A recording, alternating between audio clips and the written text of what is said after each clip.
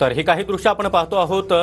नेव्हीच्या बोटीने या प्रवासी बोटीला धडक दिली आणि त्यामुळे ही बोट बुडाल्याची माहिती आता मिळते आहे। जयंत पाटील त्याचबरोबर इतर काहींनी ही माहिती दिलेली आहे। हीच ती दृश्य आहेत ज्या प्रकारे नेव्हीच्या स्पीड बोटीने या प्रवासी बोटीला धडक दिली आहे। घुमागाची मजा येईल हो।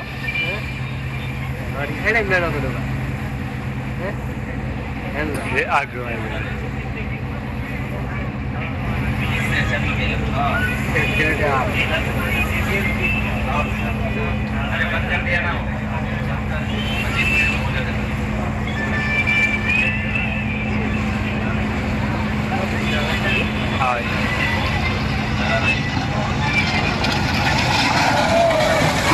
आपण पाहतो कशा प्रकारे या नेव्हीच्या बोटीने या प्रवासी बोटीला धडक दिलेली आहे।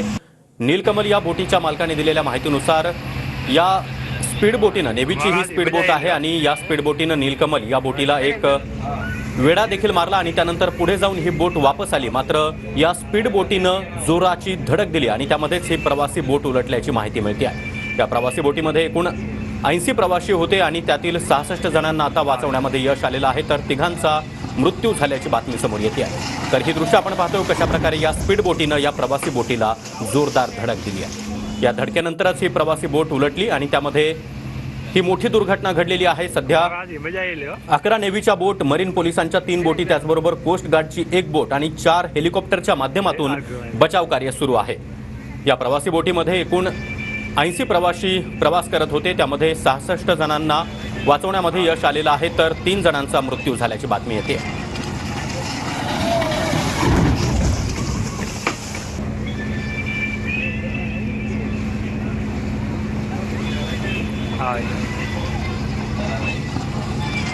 तर ही काही दृश्य आपण पाहतो अद्यापही बचाव कार्य सुरू आहे।